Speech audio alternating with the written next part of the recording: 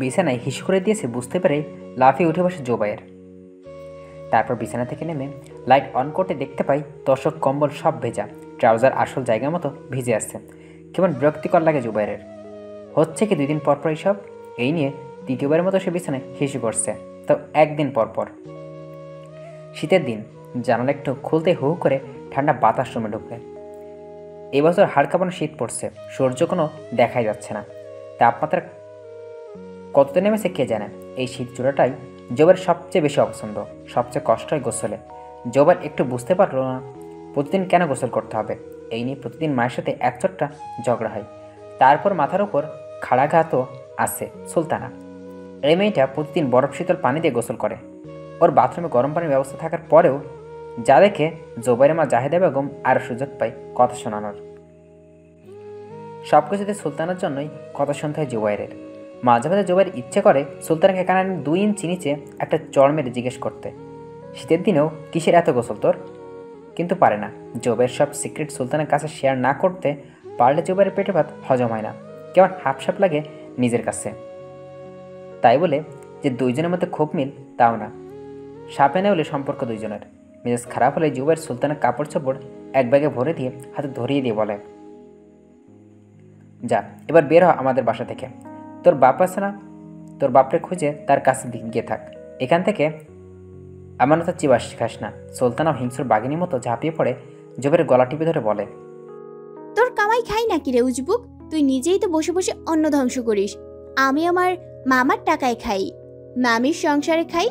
বের হতে হলে তুই বের হবি বাসা থেকে। তুই তো একটা অকর্মার ঢেকি, মাথা মোটা প্রাণী। জাহেদা বেগম ও সুলতানের কথাতে সমর্থন করে। জুবাইর মাঝে মাঝে ইচ্ছে করে সব ছেড়ে বনবাসে চলে যেতে, নিজের বাপের বাড়ি, অথচ খবরদারি চলে সুলতানার। মুয়াজ্জিন মাইকে দোয়া দরুদ পড়ছে, আজান হবে একটু পরেই। জুবাইর শীতে কাঁপছে, গোসল না করে উপায়ও নেই। এখন সুলতানার রুমের সামনে দাঁড়িয়ে একবার দেখেই দরজা কি না খোলা কিনা। সুলতানার রুমে আর বাবা মায়ের রুমে অসময়ে গরম পানির ব্যবস্থা করা আছে। দরজা খোলা থাকলে গরম পানি দিয়েই করতো ওর অসময়ে। সুলতানার রুমের দরজা বন্ধ পেয়ে জোর একটা লাথি বাসায় জুবাইর। তারপর নিজের রুমে অসময়ে ঢুকে যায়। কোনো মতে গোসল সেরে কাঁপতে কাঁপতে মসজিদ দিকে ছুটে। আজান হয়ে গেছে ততক্ষণে। খুট করে দরজা খোলার শব্দে মিথিলা চমকে ওঠে। সারাত ঘুমাতে পারেনি বুকের ব্যথায়। আজ তার বাসরাত ছিল। মিথিলা সবেমাত্র ক্লাস 9-এ উঠছে, অথচ বাবা মা কেমন জোর করে বিয়েটা দিয়ে দিল মায়ের নামের লোকটার সাথে। এক ধাক্কায় জীবনের সব স্বপ্নের মৃত্যু হয়ে গেল কবুল বলার সাথে সাথে। সারাত ঘুমাতে পারেনি মিথিলা। বুকের ভিতর যেন 10 মণি পাথর চেপে আসছে। কেউ অসহ্য যন্ত্রণা মিথিলার হচ্ছে, তা মিথিলা ছাড়া কেউই বুঝবে না। কান্না করতে করতে চোখের পানি শুকিয়ে গেছে যেন। এখন আর চোখ থেকে পানি বের হয় না, কিন্তু বুকের ভিতরে আগুন জ্বলে পড়ে যাচ্ছে মিথিলার প্রতিটা মুহূর্তে। বারবার এই প্রশ্নে ঘুরপাক খাচ্ছে, কেন আমার সাথে এরকম হলো। বাসঘরে আসার পর মায়ের রুমের দরজা বন্ধ করে দিয়েছে। তারপর হাতে একটা কম্বল নিয়ে বারান্দায় গিয়ে দাঁড়িয়ে বারান্দার দরজা আটকে দিয়েছে। মিথিলার স্বস্তির নিঃশ্বাস ছেড়ে শুয়ে পড়ছিল। নতুন জায়গায় নতুন বিছানা, তাই খুব একটা ভালো ঘুম হয়নি মিথিলার। তার উপরে বুকের ভিতর জমা কষ্টগুলো অভিমান ঘুমাতে দেয়নি মিথিলাকে। মায়ানকে বিছানা থেকে আসতে দেখে চোখ বন্ধ করে আল্লাহকে ডাকছিল মিথিলা। এই লোককে তার এক ফোঁটাও ভালো লাগেনি। এই লোকের জন্যই তো তার সারা জীবন নষ্ট হয়ে গেল। ঘৃণায় শরীর রিদি করে ওঠে মিথিলার। বিছানার কাছে এসে মায়ান তাকায় মিথিলার দিকে।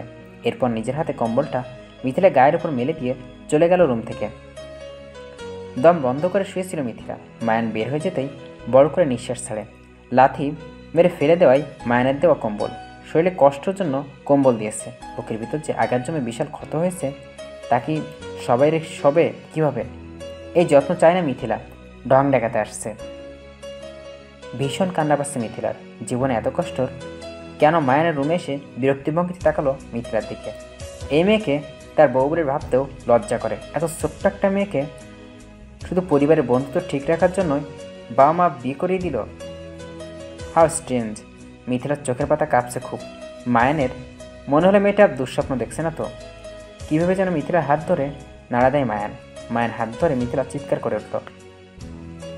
চমকে ওঠে মায়ান। এই মেয়ের গলায় তো মাইকের চেয়েও বেশি জোরালো। এরকম তাচ্ছরে চিৎকার করার কি আছে? সে কি খেয়ে ফেলতো না কি তাকে? নিজের দিকে না তাকিয়ে মায়ান তো সে তো মানুষই, বাঘ না ভাল্লুক না তো। সবাই কি মনে করবে এখন? লজ্জায় মায়ানের মাথা কাটা যাচ্ছে যেন। তাড়াতাড়ি বিছানা থেকে নামতে গিয়েও শাড়িতে পা আটকে দড়ম করে ফুলের পড়ে যায় মিথিলা। ধরে তোলার জন্য হাত বাড়িয়েও মায়ের হাত গুটিয়ে নেয়। কে জানে সে তুলতে গেলে আবারও কান ফাটে চিৎকার দিয়ে উঠতে হবে। এমনিতেই এক চিৎকারের পাশের রুমের মেয়েরই গলার হাসাহাসি শোনা যাচ্ছে। ফ্লোরে পড়ে মিথিলা 5 সেকেন্ড হতভম্ব ছিল। মায়ান তাকে তুলছে না দেখে নিজে উঠে গেল। বেনারসি পরে ভালো করে পেঁচিয়ে উঠতে গিয়ে মিথিলা আবারও পড়ে গেল। না চাইলে গলা দিয়ে মাগো বলে আত্মচিৎকার বের হয়ে গেল মিথিলার। মায়ান তাড়াতাড়ি মিথিলার মুখটা চেপে ধরতে গিয়ে তারপর টেনে তুলে ফ্লোর থেকে মায়ানের থেকে হাত থেকে মিথিলার মুখটা চেপে ধরে চিৎকার জুড়ে দেয়, কিন্তু হাতে বাধা পেয়ে তা গোংরানি হয়ে বের হয়। পাশের রুমের মেয়েগুলো হাসাহাসি করছে। আর জোবাইয়ের হলে হতাশ হলো মায়ান মিথিলাকে ছেড়ে দিয়ে তাড়াতাড়ি করে বের হতে গিয়ে মিথিলার আবারও আছাড় খেয়ে পড়লো। এক নজরে মিথিলার দিকে তাকিয়ে মায়ান মাথা নাড়াতে নাড়াতে বের হয়ে যায় রুম থেকে। সারা রাত রুমের বাইরে থেকেই এই ভোর রাতে এরকমটা হওয়ারই কথা ছিল। কিছুই তো করলো না সে, তবু এত চিৎকার আর অন্য কিছু হলে কি করতো এই মেয়ে? বাইরে বের হয়েই মায়ানের বড় ভাবি রেশমা সামনে এসে দাঁড়াতেই হাতে নতুন একটা সাবান ধরিয়ে দিল। যাও, পুকুর ঘাটে গরম পানি রাখা আছে, গোসল করে আসো। অবাক হয়ে মায়ান জিজ্ঞেস করলো, কেন গোসল করবো কেন? রেশমা মুখ টিপে হাসছে, হেসে বলে, একটু আগেও তো শুনলাম ছোট মিয়া, এখন আর এরকম শাক দিয়ে মাছ ডেকে লাভ কিসের? তোমরা রুমে করতে পড়তে গোসল, কিন্তু এখন মেয়েরা সবাই তোমার রুমে যাবে। মিথিলা ছোট মানুষ, ও তো আগে কিছু বুঝিয়ে দেওয়ার ব্যাপার আছে। যাও, তাড়াতাড়ি পানি ঠান্ডা হয়ে যাচ্ছে। মায়ের নিজেকে মস্ত বড় আহাম্মক মনে হতে লাগলো। এ কী হয়েছে তার? আর এরা কি বানিয়ে দিয়েছে? সাবান ছুঁড়ে ফেলে দিয়ে গড়গড় রুমের দিকে হাঁটা শুরু করলো মায়ান। এই মেয়ের কষে 2টা থাপ্পড় দিতে হবে তার। রুমের সামনে দাঁড়াতে মায়ান শুনতে পাই ভাবি সম্পর্কেও কেউ একজন মিথিলাকে জিজ্ঞেস করছে, কেমন লাগছে? বোকার মতো মিথিলা জবাব দেয়, খুব ব্যথায় পেয়েছি আমি, মনে হয় হাঁটতে পারবো না আজ আমি। সবাই মিথিলার কথা শুনে হা করে হাসতে লাগো। কেউ একজন বলে ওঠে, আমাদের সামনে কত ভাব, এত ছোট মেয়ে বিয়ে করবে না, আর এখন বিয়ে করে কি করছে? আর এক ছোট্ট হাসির জোয়ার বয়ে যায়। মিথিলা হা করে তাকিয়ে সবার দিকে হাসি দেখে। রুমে ঢুকে মায়ান রাগী গলায় বলে, বের হও সবাই রুম থেকে। মায়ানের রাগীর চেহারা দেখে সবাই বের হয়ে যায়। মিথিলা ছুটে তাকে সবার সাথে। এ লোক এমনিতেই তার পছন্দ না, তার উপরে সে পড়ে যায়, তারপর তাকে তেল দেয়নি, আবার তুলে আছাড়ও দিয়েছে। মিথিলা ইচ্ছে করেই এক জগ ঠান্ডা পানি এক লোকের গায়ে ঢেলে দিতে, তবু তা করলো না মিথিলা। মায়ানকে পাশ কাটি জিতে নিলেই মায়ের নিজের হাতটা চেপে ধরে, তারপর দরজা লাগিয়ে দিয়ে দেওয়ালের সাথে চেপে ধরে রাগানো স্বরে বলে, তোমার চিৎকার যদি রুমের বাইরে যাই তো আমার চেয়ে খারাপ আর কেউ হবে না, মাইন্ড ইট। মিথিলাকে ছেড়ে দিয়েই দরজা খুলে দিল। মিথিলা বের হয়ে যায়। দরজার বাইরে থাকা মেয়েগুলো মিথিলাকে বের হয়ে ঘিরে জিজ্ঞেস করে, মাইন্ড কিছু বলছে? বোকার মতো জবাব দেয় মিথিলা, উনি বলছেন আমার চিৎকার যেন রুমের বাইরে না যায়, তাহলে খুব খারাপ হবে। হেসে ওঠে সবাই। মিথিলা হা করে তাকিয়ে থাকে শুধু। রুমে দাঁড়িয়ে সব শুনছে মায়ান। তারপর নিজের কপালে নিজের চাপড় মেরে বলে, আল্লাহ, আমার ভাগ্য এতটাই খারাপ না হলেও তো পারত। এই মেয়ের সাথে সংসার করা জাস্ট ইম্পসিবল। গায়ে হলুদ মাপলা পেঁচে বসে বসে চা খাচ্ছে সুলতানা, চোখ মুখ ফোলা দেখাচ্ছে। খুব ব্যস্ত ভঙ্গিতে জুবাইর বের হয়ে এলো রুম থেকে।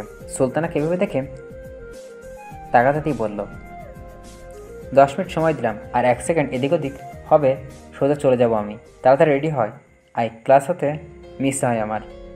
শান্তস্বরে জবাব দেয় সুলতানা। তুই যা, আমি যাব না। বাহানা করবি না, একদম টনসিল ফুলে গোল এমন মহাভারত অশুদ্ধ হয়ে যায় না। চল তাড়াতাড়ি। তুই যা না, ক্যাচাল করিস না তো, ভালো লাগছে না। জবির ভালো করে তাকালো সুলতানের দিকে, তারপর জিজ্ঞেস করলো, গলা কি বেশি ব্যথা করছে নাকি রে? দেখি জ্বর আছে কিনা। সুলতানা চুপ করে এলো। সুলতানার কপালে হাত দিয়ে চমকাটে জুবাইর। প্রচণ্ড জ্বর সুলতানার, তবুও কেমন নির্বিকারের মতো হয়ে বসে আছে সুলতানা। প্রচণ্ড রাগ হয় জুবাইরের। নিজের বিষয়ে এই মেয়ে এত বেখেয়ালি। কোনো রোগ জিজ্ঞেস না করে মাকে বলছিলাম, তোর কেন তো জ্বর, মাথায় পানি দিয়েছিস? জবাব না দিয়েই সুলতানা চুপচাপ চা খেতে থাকে। মেজাজটা খারাপ হয়ে গেল জুবাইরের। একটা চড় বসায় সুলতানার গালে, থাপ্পড়টা খেয়ে গরমতে ছটকে পড়ে সুলতানার পায়ে। একটু কাতস্বর বের হয়ে আসে সুলতানের গলা দিয়ে। তারপর আগের মতোই লিপ্ত সে। মাঝখানে জুবাইর মনে হয় সুলতানা যেন পাথরের নিডের মূর্তি, আর মাঝে মাঝে মনে হয় ভীষণ কষ্টে আড়ালে করেছে মেয়েটা গম্ভীর মুখ পরে। সুলতানা কি খুব বেশি কষ্ট জানে না জুবায়ের, শুধু জানে তার সব কষ্ট ওষুধ সুলতানের কাছে আছে। বাইকের চাবি টেবিলের উপর ফেলে দিয়ে অসময়ে ঢুকে যায় জুবায়ের। বালতি ভর্তি পানি নিয়ে মগ নিয়ে আসে, তারপর সুলতানাকে টেনে নিয়ে বিছানায় শুয়ে দিয়ে অয়েল ক্লথ বিছিয়ে দিয়ে মাথায় পানি ঢালে। সামনে মুখও চলে জুবায়ের। টেপ রেকর্ডের মতো একটানা কথা বলতে থাকে জুবায়ের।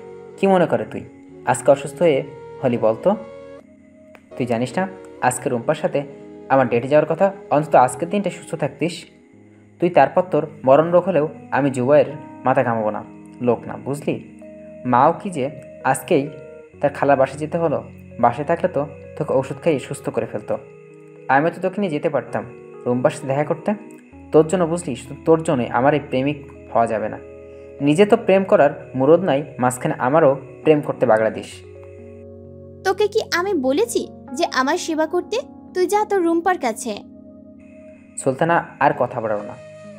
কথা বলতে খুব ইচ্ছা হয় তার।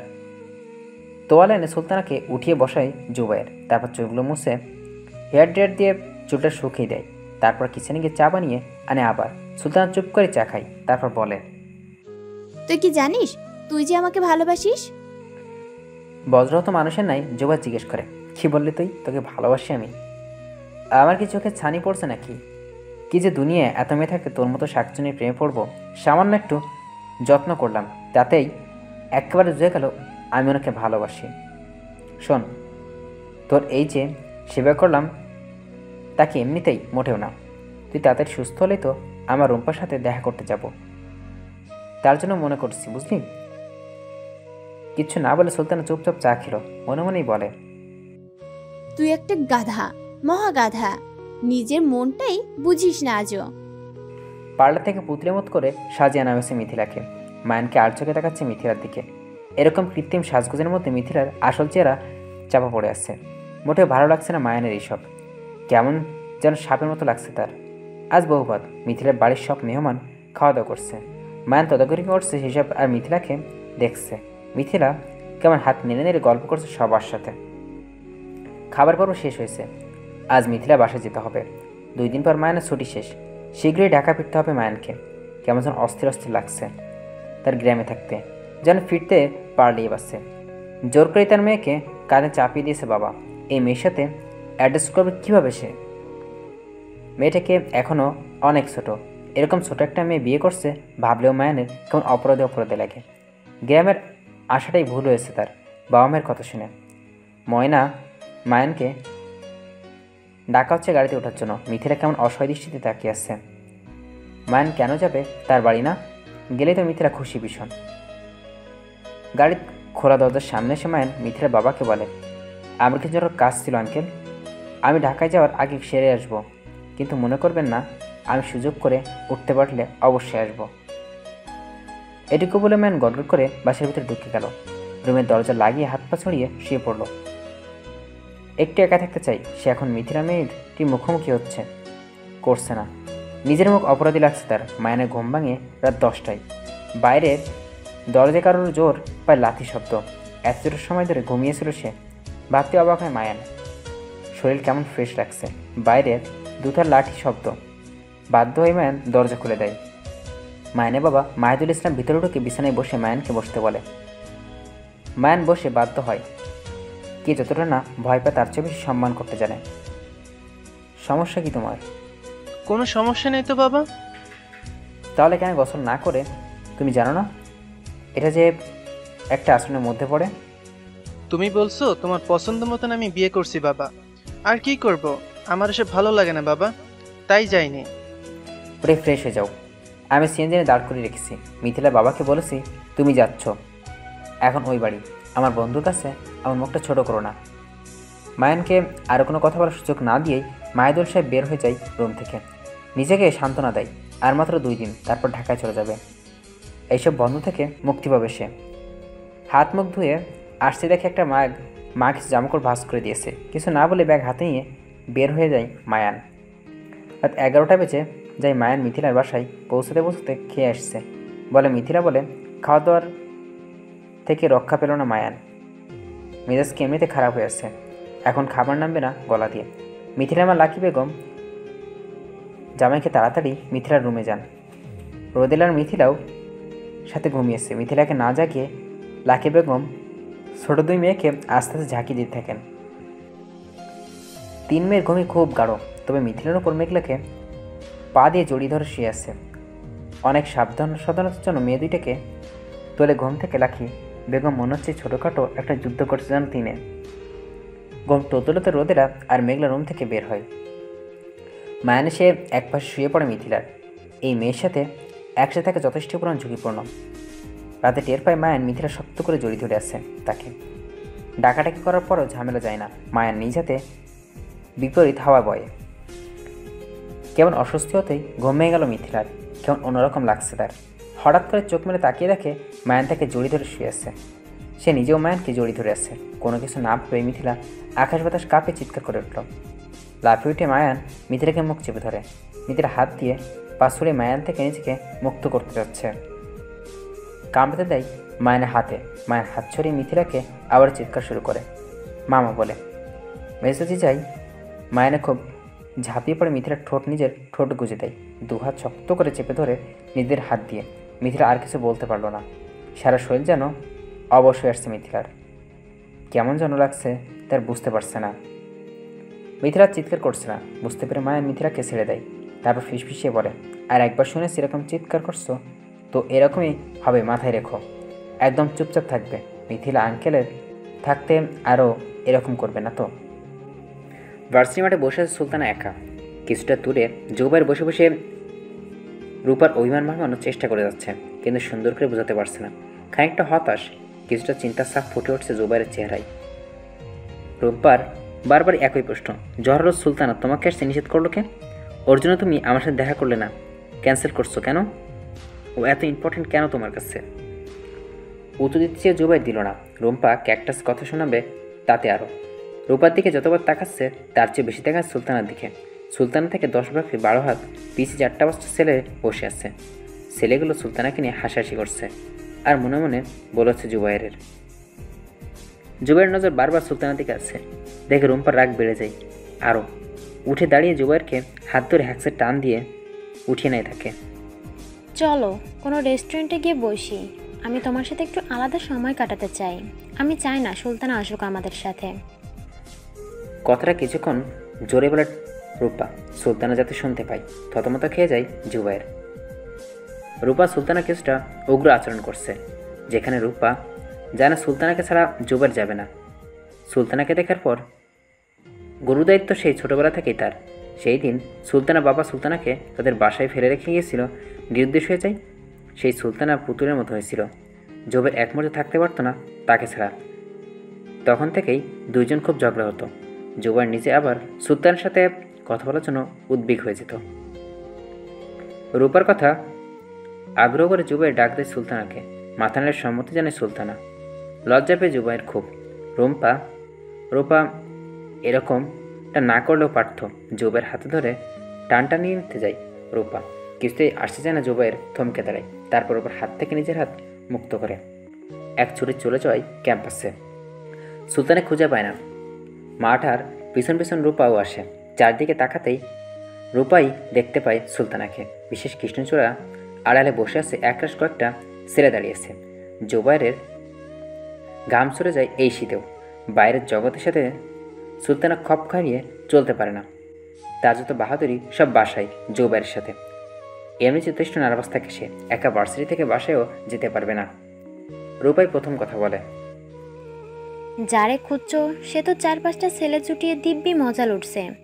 ওই দেখো গাছের আড়ালে বসে আছে তোমার রানী কয়েকটা ছেলের সাথে। রূপার কথা এরকম মন্তব্য শুনে আর অবাক হয় জুবাইর। নিজেকে সামলাতে না পেরে থাপ্পড়টা বসিয়ে রূপার গালে। সুলতানাকে নিয়ে খারাপ কথা কেন বলবে জুবাইর সহ্য হয় না। রূপাকে নিয়ে বলার কোনো সুযোগ না দিয়ে সুলতানা সাথে ফ্ল্যাটে করার চেষ্টা করছে। সুলতানা ভয়ে গড়িছুটি মিলে আসছে। জুবাইরকে দেখে কেমন অস্বস্তি নিঃশ্বাস ফেলছে সুলতানা। এগিয়ে উঠে জুবাইরকে পিছনে ঢুকায়। জুবাইর রাগাত্মক দৃষ্টিতে তাকিয়ে আছে। সরে পড়ে সবাই। স্যার সকালে লাফালাফি দৌড়ঝাঁপের উপর ছিল মিথিলা। মনে হচ্ছে তার যেন কত বছর পর বাসে এসছেন। একটা দিক যেমন আসতে কথা ছিল মিথিলা, তার মিথিলা জানে না শুধু বাবা মা সবাইকে ছেড়ে জানো, চলে যেতে হবে তাকে শুধু। জানে না মিথিলা কেনই বাবা মা এত তাড়াতাড়ি তাকে বিদায় করে দিল। দুপুরে খাওয়া দাওয়ার পর রুমে সে বসে বসে ভাবছে মিথিলা। কিছুক্ষণ পর দাদি এলো মিথিলার রুমে। মিথিলা গায়ে ঘেঁষে বসে নিষিদ্ধ আলাপ করা শুনছিল। লজ্জায় মিথিলার কান লাল হয়ে গেল। এইসব কি বলছো দাদি? তুমি কানে হাত দিয়ে চেপে ধরে চিবিয়ে বলল। যাও দাদি, যাও এখান থেকে, আমি এসব শুনতে চাই না তোমার। হাসতে হাসতে মিথিলার দাদি রাবে বানু বের হয়ে আসে। ড্রয়িং রুমের এসে বসেন। মায়ানকে একটা ম্যাজিকেন পড়ছিল। রাবে বানু এসে মায়ের পাশে এসে বসেন। লাল চাঁদ গায়ে জন একটা বুড়ির চেহারা কিছুটা আছে মায়ানের, ধরতে পারছে না। ঠোঁটের কোণে লেগে আছে পানের রস, দুই ঠোঁট রক্তারও পানের রসে। কেমন আসি ভঙ্গিতে পান চিবোচ্ছে বুড়ি। দেখে মনে হয় যেন পান না অমৃত খাচ্ছে। কেবল বিলাসী ভঙ্গিমার বাম হাতের মধ্যমা থেকে চুন খসিয়ে নিচ্ছে মুখে পানে। সব কিছুতে একটা আর্ট রয়েছে বুড়ির। এই বাড়িতে এই মানুষটাকে সবসময় কম দেখা গোসল করা থেকে মায়ান মুগ্ধ হয়ে দেখে। একসময় সেও এরকম হবে। গায়ে পাঞ্জাবি পরানে ফিকেতে লাল হয়ে যাবে, মাথায় সাদা চুল হবে। কেন অদ্ভুত লাগে মায়ানের। এই যে এখন বর্তমানে যা মনে হচ্ছে, এই যে জীবন, অথচ একটা সময় জীবনের মাঝে জায়গা, জীবনকে চাওয়া বদলাতে চায় না। রাবে বানু মায়ানকে খেয়াল করলে কিছু সময় নিয়ে তারপর বলে, দাদা ভাইয়ের মনে একটা মন খারাপ।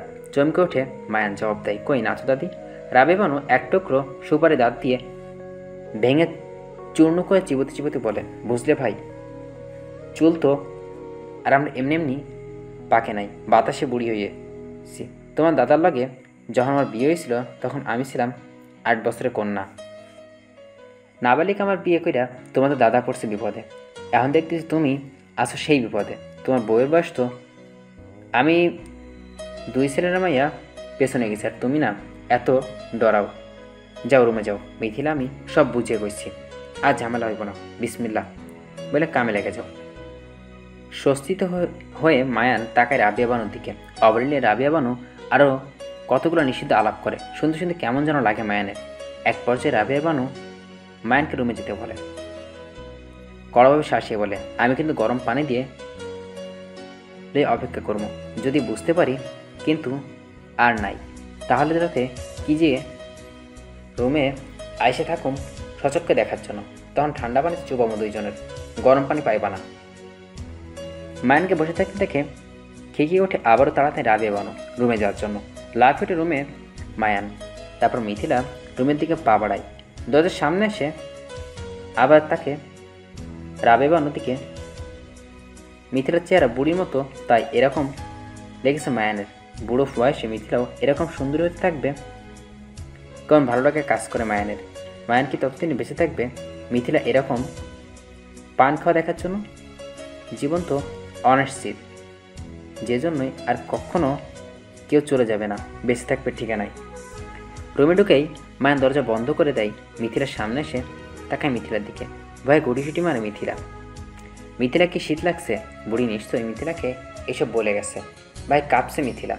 মায়ান কী করবে বুঝতে পারছে না। মিথিলা হাত শক্ত করে মিথিলা আরও কেঁপে ওঠে, চমকে ওঠে, হাত ছেড়ে দেয় মায়ান। তারপর মিথিলার সাথে ভালো একটা সম্পর্ক গড়ে তুলতে হবে, তাই সে বুঝতে পারে। আগে বন্ধুত্ব, তারপর ভালোবাসা, তারপর বাকি স্বভাবে। কিচ্ছু না বলে আর মিথিলাকে বুকে জড়িয়ে নিয়ে শুয়ে পড়ে ফিসফিসিয়ে বলে, ভয় পেও না মিথিলা, আমি কিচ্ছু করবো না, এসে ঘুমাবই। মিথিলা হার্টবিট বেড়ে গেছে মায়ান স্পর্শ পেতে। মায়ান তাকে বুকের সাথে জড়িয়ে ধরে শুয়ে আছে। কিছুক্ষণ পর মিথিলা স্বাভাবিক হয়। শীত কমে যায়। মিথিলা মায়ানকে ছাড়ানোর চেষ্টা করে, তাই করে। সিদ্ধান্ত নিয়েই ফেলে মায়ান মিথিলাকে নিয়ে ঢাকায় ফিরবে সে। বিয়ে তো একবারই, তাই যত তাড়াতাড়ি সম্ভব দুইজনের মধ্যে ভাব ভালোবাসা করে নেওয়া উচিত। এই বাচ্চা মেয়েটিকে নিজের মতো করে গড়ে নিতে হবে মায়ানকে। রাতের আকাশ জলজল করছে, তারাকবাজি ঘন কাশে ঢেকে গেছে চারপাশ। ঠান্ডা হাওয়া কেঁপে পড়ছে সুলতানার শরীর, তার প্রায় প্রিয় ঋতু। শীতে কাঁপনি কাঁপনি কাশির মধ্যেও সে আলাদা আনন্দ খুঁজে পায়। গায়ে চাদর সোয়েটার খুলে রেখে দিয়েছে একটা বেঞ্চিতে। স্ফুতি হাফাতা জামা ভেদ করে ঠান্ডা বাতাস সুলতানার কলেজেই কাঁপিয়ে দিচ্ছে। সুলতানা আজ ভীষণ মন খারাপ। বিকেলে মামা বলছে আগামীকাল পাত্রপক্ষ দেখতে আসবে। যেই সুলতানার বুকের ভিতরে এক অজানা ভয় বাসা বাঁধে। এই বাড়ির এই পরিবার সব ছেড়ে চলে যেতে হবে অচেনা একটা পরিবারকে, করে নিতে হবে তার আপন। সেই পরিবার কেমন হবে? তার কপাল যদি তার মায়ের মতো হয়। তাকে তো আশ্রয় দেওয়ার জন্যই তার মামা ছিল, কিন্তু তার বাচ্চার আশ্রয় কে দিবে? বিয়ের কথা উঠতে সুলতানা মনে পড়ে যায় মায়ের কথা। বাবা থেকেও সে বাবা হারা। বাবা কি বেঁচে আছেন কিনা মারা গেছেন তাও জানা নেই সুলতানার। বাবাকে দেখতে কেমন, বাবা আদর কেমন করে কিছুই জানে না সুলতানা। এত দুঃখজনক কেন তার জীবনে? জুবাইয়ের সাথে সাথে যদি বিয়েটা হতো তাহলে তো সব ঝামেলায় চুকে যেত। জুবাইর কোনো রকমে বুঝে না বুঝে সুলতানাকে ভালোবাসে। এই সুলতানাকে চোখে চোখ রেখে আমি একটু রেগে কথা বললে জুবাইর তার সাথে ঝগড়াবাজি দেওয়ার। পাশের ফ্ল্যাটের মেয়েটা সুলতানাকে দেখে একদিন মুখে বাঁকা করে বলেছিল জুবাইর তাদের ফ্ল্যাটে গিয়ে মেয়েটার বাবা মায়ের সামনে এসে ভেংসি দিয়ে এসছে।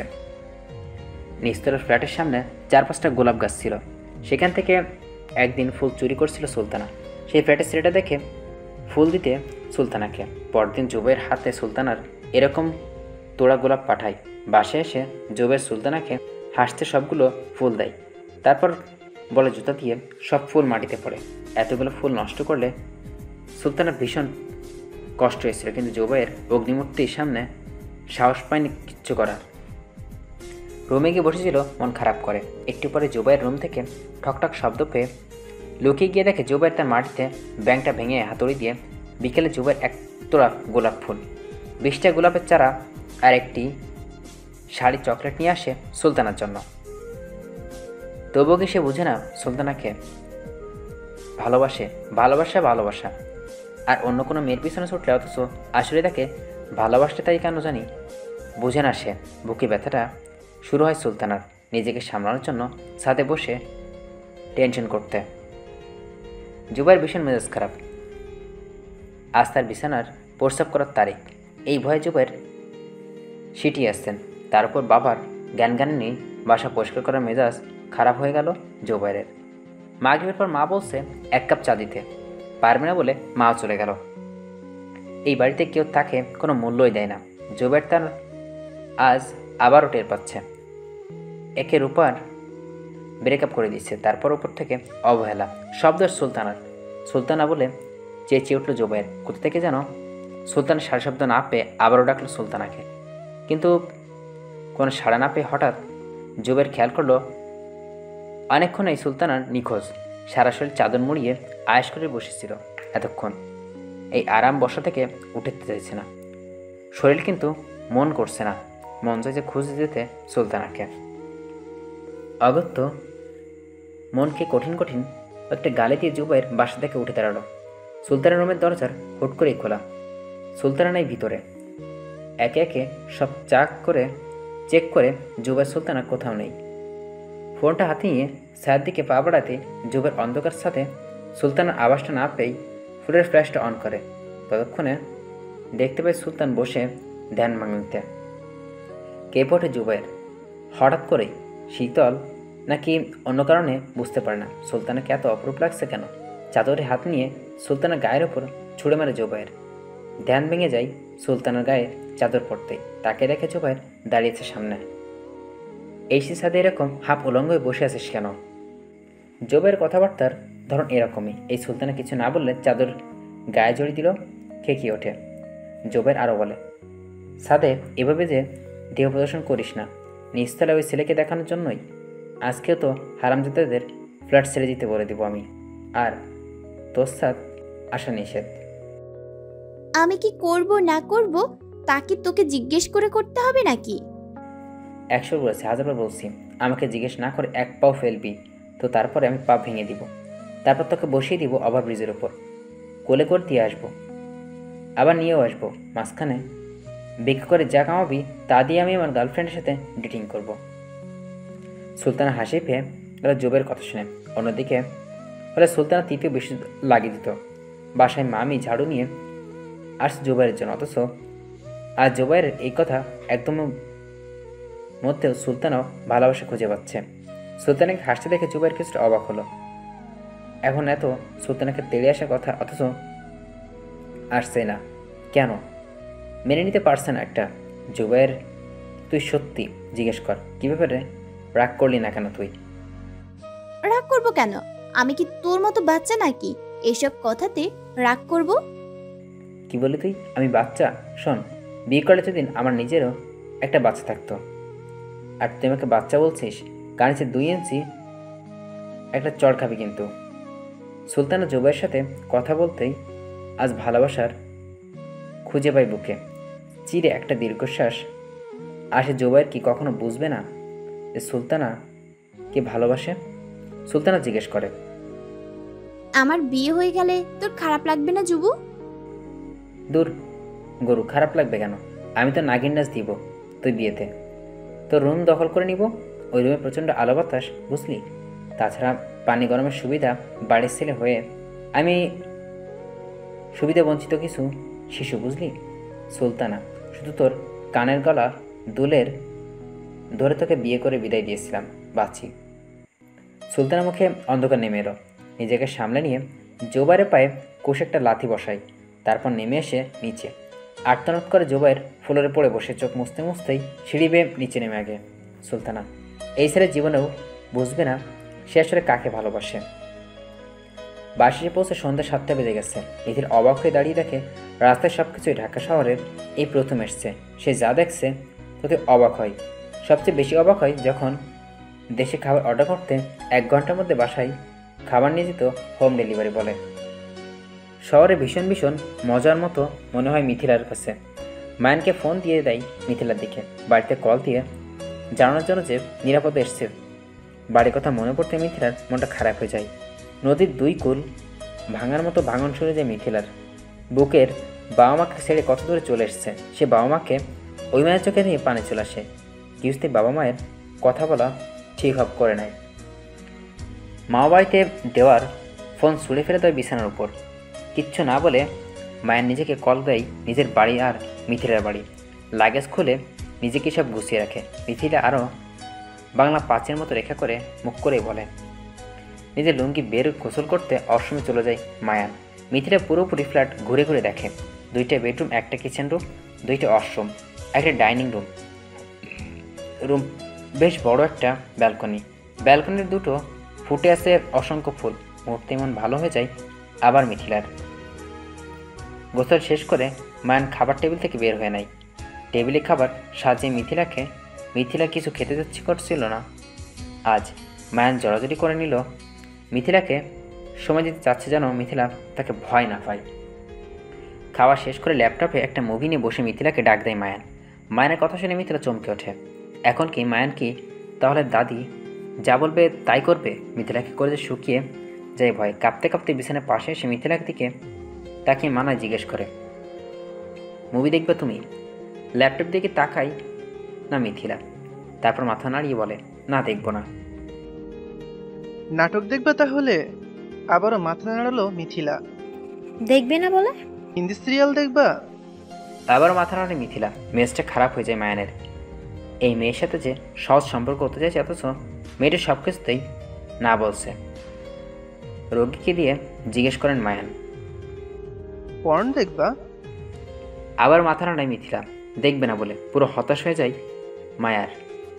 এবার আহত দৃষ্টিতে তাকায় মিথিলার দিকে, তারপর বলে, কি দেখবা তুমি? অস্পৃশরে মিথিলা বলে, কার্টুন দেখবো আমি। মিথিলার কথা শুনে মায়ান হাঁ করে তাকিয়ে মিথিলার দিকে, তারপর বলে, আমার আগেই বোঝা উচিত ছিল এটা। আমি তো বালিকা বধূকে ঘরে এনেছি। সেজের ডোরেমন দেখে মোটুপাত্র দেখবে, টম অ্যান্ড জেরি দেখবে, এইসব আমার সাথে ভাবা উচিত ছিল। আসো আমরা টম অ্যান্ড জেরি দেখি। খুশিতে মিথিলার মুখটা উজ্জ্বল হয়ে যায়। লাফিয়ে ওঠে বিছানায়। মায়ানের একটা প্লে করতে হবে। মিথিলা হাসতে হাসতে মায়ানের গায়ে ঢলে পড়ে। মায়ান মিথিলার দিকে তাকায়। মিথিলা কোন দিকে মনোযোগ নেই। মায়ান আস্তে আস্তে ফিসফিসিয়ে মিথিলাকে বলে, আই লাভ ইউ। মিথিলা আবারও মায়ানের ঘাড়ের উপর ঢলে পড়ে হাসতে হাসতে আর বলে, পালা জেরি, দৌড় দে রে, টম আসতেছে। মিথিলা খোলা চুল উড়ে গিয়ে মায়ানের মুখে খোঁচা দিচ্ছে। মায়ানের শরীর কাঁপতে শুরু করছে। এই মেয়ে কত অল্পতে খুশি হয়ে যায়। দেখতে দেখতে মায়ানের গায়ে ঘুমিয়ে পড়ল মিথিলা। গভীরভাবে মিথিলার মায়ানে ঘুমিয়ে পড়িয়ে মিথিলা। গভীরভাবে মিথিলার চোখে ঘ্রাণ নেয় মায়ান। তারপর শুয়ে দেয় মিথিলাকে। এই মেয়ে তার বাকি জীবনের সঙ্গী। ভাবতে কেমন যেন লাগে। এই মেয়ে কবে বুঝবে তাকে? সে যেটা জানে, মিথিলাকে বুকে জড়িয়ে ধরে পরে মায়ান। জুবাইর খাবার টেবিলে বসে দেখে সুলতানা জুবাইরের তার মাকে জিজ্ঞেস করতেই জাহেদ এবং জবাব দেন, ওর মন খারাপ, রুমে নিয়ে আসতে বলছে খাবার। একটু পরে রুমের দিকে আসবে, ওকে? কিচ্ছু না বলে জুবাইর ভাত মাখে, কিন্তু মুখে না দিতেই গলা দিয়ে নিচে নামে না আর। পানি মুখে দিয়ে জোরে জোরে গিলে খাবার। তারপর বাবার দিকে তাকিয়ে চিৎকার করে বলে, কেন? ওকে রানী ভিক্টোরিয়া নাকি যে ওকে ওর রুমে খাবার দিয়ে আসতে হবে? ওর কি পা নেই ডাইনিং টেবিলে এ সবার সাথে বসে খেতে পারে না? কি অবধতা! জাহেদ এবং জুবাইরের বাবা আজিজুল সাহেবের দিকে তাকান। তিনি কিচ্ছু না বলে চুপচাপ খাবার খাচ্ছেন। জাহেদ এবং জুবাইরের দিকে চোখ বড় বড় করে তাকান, কিন্তু জুবাইর সেদিকে খেয়ালই নেই। টেবিল ছেড়ে উঠে যায় সুলতানা রুমের দিকে। জুবাইর পিছন থেকে জাহেদ বেগমকে যেতে দেয়, কিন্তু জুবাইর বাধা দিল না। রুমে বসে সুলতানা চুপচাপ শুন জুবাইয়ের কথা। একটু পরই হওয়ার রেগে জুবাইর প্রশ্ন করে তার রুমে। চেয়ার টেনে সুলতানা মুখোমুখি বসে জিজ্ঞাসা করে, তুই নাকি রানী ভিক্টোরিয়া এসিস? তোকে এখন খাবার দিয়ে যেতে হবে নাকি? তোর কোনো সমস্যা আছে তাতে? আছে মনে অবশ্যই আছে। ডিনার টাইপ হলে ফ্যামিলির সবার মিলন মেলা। সারাদিন ব্যস্ততার পরও ডিনার সবাই এক হয়, সারা রাত সব কিছু শেয়ার করে। সেখানে তুমি না রুমে বসে খালি বলিস দুইটা থাপ্পড় লাগাবো তো দুই গালের চড় খেতে। যাব না, আমি রুমে বসেই খাবো। তোকে বললাম না আসতে খাবার টেবিলে।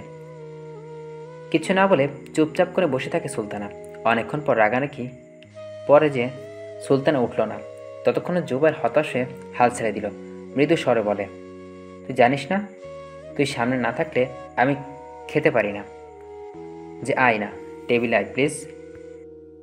যাব না, আজ বাদে কাল বিয়ে করে চলে যাব। যখন তখন আমাকে কই পাবি? খাওয়ার সময় অভ্যাস করে তখন থেকে যা। তখন তোকে ভিডিও কলে দেখে রাখবো। তুই এখন আমার সামনে খাবি ভিডিও কল থেকে। চল, এখন ক্ষুধা লাগছে খুব। যাব না, তুই যা। জুবের হতাশ হয়ে উঠে দাঁড়ায়।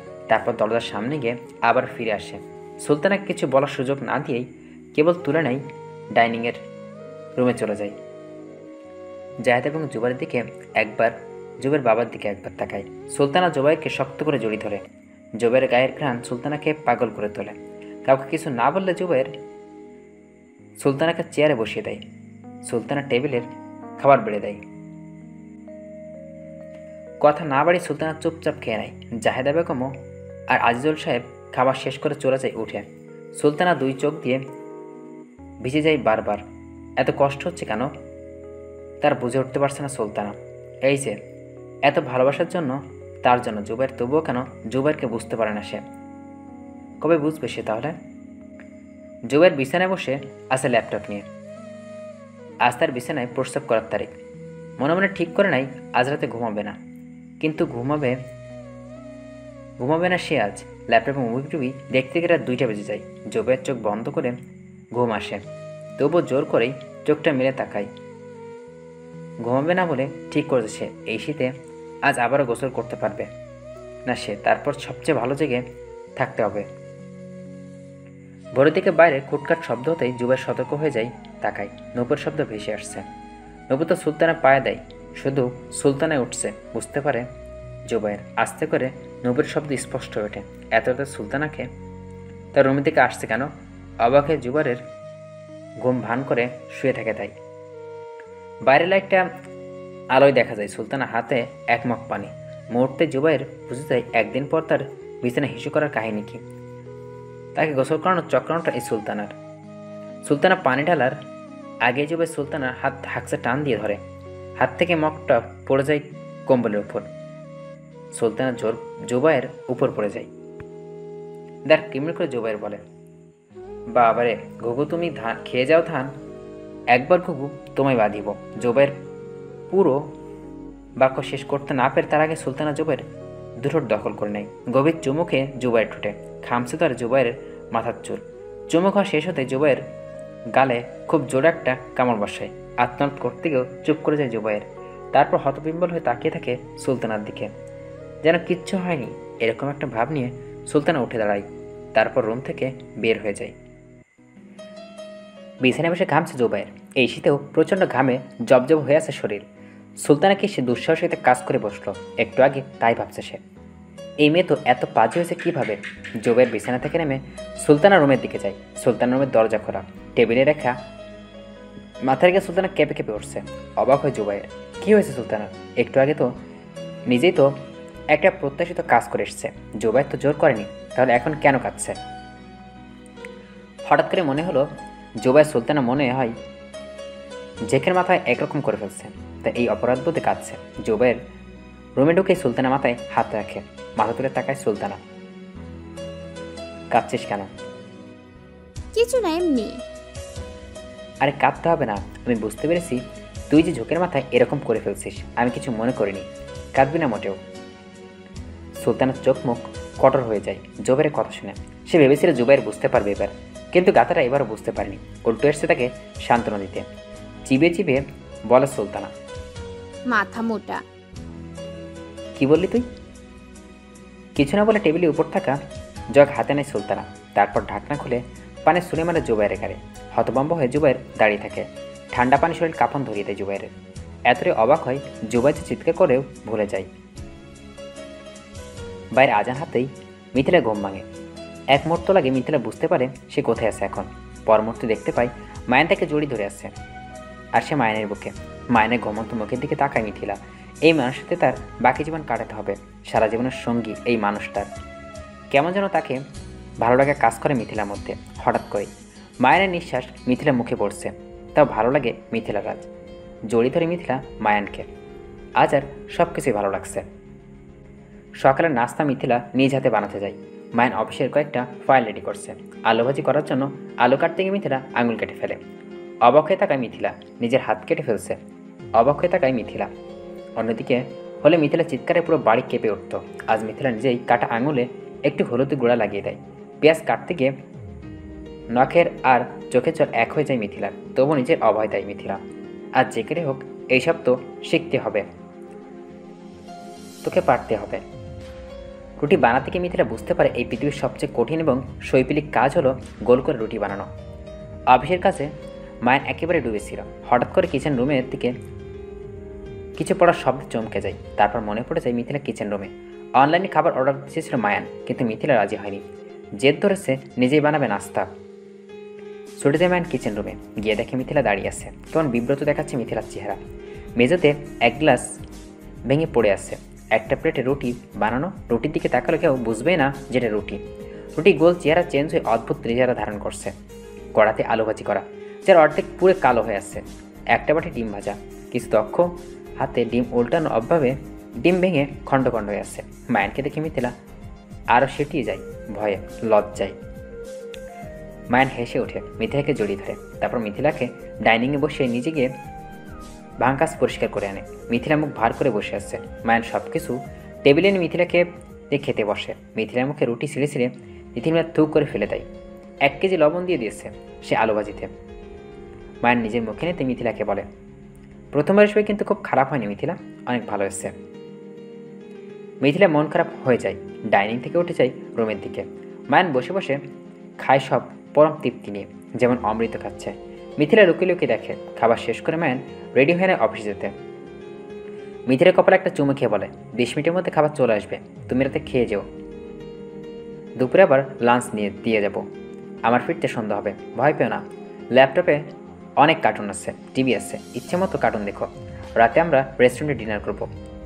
ফোন আছে এই ডুয়ারে, একা লাগলে আমাকে কল দিও। এক নাগারে সব কিছু বলে মায়ান মিথিলার কপালে আরেকটা চুমু খাই।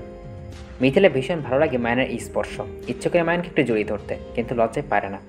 মায়ান বের হয়ে যায়। তারপর আবারও সতর্ক করে যায় মিথিলাকে, পিফল থেকে চেক করে নেবে কেউ কলিং বেল বাজালে। নিচে দারুণ আঙ্কেল অন্য ছাড়া অন্য কেউ বলো কিন্তু দরজা খুলবে না, উনি খাবার দিয়ে যাবে। মিথিলা মাথা নাড়ে সম্মতি জানায়। মায়ান চলে যেতেই হেসে ওঠে মিথিলা। এই লোক তাকে কি খেয়াল রাখছে, অথচ বাসরাতে এই লোক মিথিলাকে কি ভয় হয়েছে। আর একা একা বাসায় থাকতেও ভালো লাগছে তার। বাবার উপর যে রাগ ছিল তা কমে যায় মিথিলার। বাড়িতে আয়োজন দেখে সুলতান অবাক হচ্ছে। দেখে মনে হচ্ছে না আজ তাকে একটু দেখতে আসবে, উল্টো মনে হচ্ছে বিয়ে বাড়ি। আজই কি বিয়েটা দিয়ে দিবে নাকি তাকে? কলেজে মোচড় দিয়ে ওঠে সুলতানা। তার ষষ্ঠ ইন্দ্রিয় বলছে আজ বিয়েটা হয়েই যাবে। দরদর করে ঘামতে শুরু করে সুলতানা। কেমন দম বন্ধ লাগছে তার হঠাৎ করে। জানালা খোলা, তবুও মনে হচ্ছে যেন রুমে পর্যাপ্ত বাতাস নেই। সুলতানা উঠে গিয়ে ফ্যান অন করে দেয়। বুকের ভিতর থেকে কান্না দলা পাকিয়ে গলায় এসে আটকে আসছে। কেমন অসহায় লাগছে সুলতানার। জোবের কি তাহলে তাকে ভালোবাসে না? তবে কি এতদিন সে ভুল বুঝে এসছে? আচ্ছা, জোবের কি কখনো বুঝেনি সুলতানা তাকে ভালোবাসে যে? থাকতে পারে না সুলতান আর বেহের মতো। আবারও ছুটে যায় জোবের কাছে। শেষবারের মতো জোবাইরকে জিজ্ঞেস করতে হবে তার, নয়তো যে সারা জীবন এই কষ্টই পাবে। ড্রয়িংয়ের পর্দা চেঞ্জ করতে জোবাইর প্রিন্টের পর্দা চেঞ্জ করে সাদা নীল পর্দা লাগাচ্ছে। সাদা দেওয়ালে খুব মানিয়েছে। সুলতানাকে পাশে দাঁড়িয়ে জোবাইরের সাদা পাঞ্জাবি পরা আর সাদা পাঞ্জাবিতে জোবাইরকে কি অদ্ভুত সুন্দর লাগছে। নাকের ডগায় বিন্দু ঘাম জমছে। জোবাইর সুলতানার টিস্যু এগিয়ে দিয়ে জোবাইরের দিকে। সকাল থেকে সুলতানা জোবাইয়ের সামনে আসেনি। হঠাৎ এরকম পাশে সে টিস্যু দিচ্ছে দেখে জোবাইর কিছু অবাক হয়। টিস্যু হাতে নিয়ে জিজ্ঞেস করে, কি করবো টিস্যু? তোর নাকে ঘাম জমেছে, মুছে নে। মুচকে সে জোবাইর বলে, আমার বৌমাকে অনেক ভালোবাসে বুঝলি, তার প্রমাণ এটা। সুলতানা বুক কেঁপে ওঠে। জোবাইরের বউ অন্য কেউ জুবাইয়ের বউ হবে? না, মানতে পারছে না সুলতানা সেটা। কেন অন্য কেউ জুবাইরকে আদর করবে? হতে পারে না এটা। সব আদর সুলতানা করবে জুবাইরকে, আর কেউ না, কেউ না। সুলতানার চোখে জল টলমল করে দেখে জুবাইর জিজ্ঞেস করে, কাঁদছিস কেন তুই? জুবাইর সুলতানা জবাব দেয় না। কিছুক্ষণ নীরব থেকে মৃদু স্বরে ডাকে, জুবু, আয় জুবু। জুবাইর তাকে সুলতানার দিকে, কোনো উত্তর দেয় না। সুলতানা আবার জিজ্ঞেস করে, তুই সত্যি আমাকে ভালোবাসিস না জুবু? তুই বুঝতে পারছিস না। সত্যি তুই আমাকে ভালোবাসিস যে? আমি তো তোকে ভীষণ ভালোবেসে ফেলেছি জুবু। বিশ্বাস কর, তুইও আমাকে ভালোবাসিস, শুধুমাত্র বুঝতে পারছিস না তুই। আমি বুঝতে পারি। ফিক করে হেসে দেয় জুবাইর। সুলতানা কাঁদে। হাসছে জুবাইর বলে, তোকে ভালোবাসবে কেন আমি গাদি? আমার তো গার্লফ্রেন্ড আছে। এই যে এখন রূপাকে ভালোবাসি আমি। সুলতানা মুখে অন্ধকার নেমে আসে। শেষ আশা ছিল তার এটা, তবু আবার বলে, আজও তুই বুঝলি না জুবু, একদিন বুঝবি, অনেক দেরি হয়ে যাবে। জুবাইর আবার হাসতে শুরু করলো। ভীষণ অপমান বোধ হয় সুলতানা। এক দৌড়ে চলে যায় নিজের রুমের দিকে। রুমের দরজা বন্ধ করে বিছানায় ঝাঁপিয়ে পড়ে সুলতানা। এত কষ্ট হচ্ছে কেন তার? তার এতদিনের ভাবনা চিন্তা ভুল ছিল কেন? মিথ্যে স্বপ্ন দেখে এসছে কেন সে এতদিন? আজিজুল সাহেব হাতে করে ফুলের তোড়া নিয়ে ড্রয়িং রুমে আসেন। ফুলদানিতে ফুল রাখতে রাখতে জুবাইরকে বললেন, তোর সাথে একটা কথা ছিল আমার খোকা। কি বলো বাবা? আজ ছোটখাটো অনুষ্ঠানে সুলতানার বিয়েটা দিয়ে দিতে চাচ্ছি আমি। আগে থেকেই বিয়ের কথা জানালে ও কিছুতেই রাজি হতো না। ওরা তো এখনো সুলতানকে দেখেইনি। পছন্দ অপছন্দের ব্যাপার আছে না বাবা? আরে না, আমার বন্ধু সেলিমের ছেলে সাজিদ, ওরা সানজিদাকে দেখতে এসেছে আগেই আমাদের বাসায় গত বছর দাওয়াতে এসে। সেলিমই আমাকে বলেছিল আজকেই বিয়ে পড়িয়ে ফেলতে চায়। আমি ভাবলাম ভালোই হয় তাহলে। সেলিমের পরিবার তো আমার পরিচিত, ওদের মতন ভালো মানুষ হয় না। আমি চাই না আমার মা মরা মেয়ের কপাল ওর মায়ের মতন হোক। সাজিদ খুবই ভালো ছেলে। তাহলে সমস্যা কি বাবা? কাজীকে খবর দিয়েছো? কাজে ওরা নিয়ে আসবে, আমি হ্যাঁ বলে দিলে। তাহলে বলে দাও। তোকে একটা কথা জিজ্ঞেস করার ছিল আমার আসলে। কি কথা বাবা? আজিজুল সাহেব কিছু ইতস্ত করেন, তবুও দ্বিধা কাটিয়ে জিজ্ঞেস করেন, তুই কি সুলতানাকে পছন্দ করিস? মানে যদি তোর ওকে পছন্দ হয় তবে আমি ওকে অন্য কোথাও বিয়ে দিতে চাই না। ওর মাঝেই আমার একমাত্র বোনের চেয়ে আমি খুঁজে পাই খোকা। তোদের মধ্যে তেমন কোনো সম্পর্ক না থাকলে আমাকে বল, মেয়েটাকে না দেখে আমি থাকতে পারবো না রে খোকা। কি যে বলো বাবা, আমি কি কখনো ওভাবে কিছু ভাবিনি। ওরকম কিচ্ছু নেই আমাদের কারো পক্ষ থেকেই না। তুমি সাজিদ ভাইয়াকে সাথে বিয়ের ব্যবস্থা করো। আজিজুল সাহেব একটা দীর্ঘশ্বাস ফেললেন। বিয়ে শাদী নিয়ে তো ছেলের জোর করতে পারে না, তবে তিনি খুশি হতেন সুলতানাকে জুবাইর বউ করতে পারলে। জাহেদ বেগম কিচেনের প্লেটে বাটি গুছিয়ে রাখছেন। আজিজুল সাহেবকে চিকেনে ঢুকতে দেখে উৎসুকে জিজ্ঞেস করলেন, খোকা কি বলেছে? ও চায় না বিয়ে করতে সুলতানাকে। জাহেদা বেগম মুখের অন্ধকার নেমে আসে। সেই ছোট্টবেলা থেকে সুলতানাকে নিজের হাতে বড় করছেন। নিজের মেয়ে নেই, সুলতানা ছিল তার মেয়ে, পুত্রের মতো যত্ন রেখেছেন তিনি সুলতানাকে। আর সেই পুতুলকে তুলে দিতে হবে অন্য কারোর হাতে। দু চোখ ভরে জল, ভীষণ কষ্ট হচ্ছে তারও। সুলতানা যখন থাকবে না, কীভাবে সময় কাটবে তার? কে সারাদিন জ্ঞান জ্ঞান করবে, কাঁদবে কাছে খিদে পেলে? যে বাড়িতে যাবে তারা কি জানবে সুলতানার ঠান্ডার সমস্যা আছে? খুব অস্থির লাগে জাহেদা বেগমের।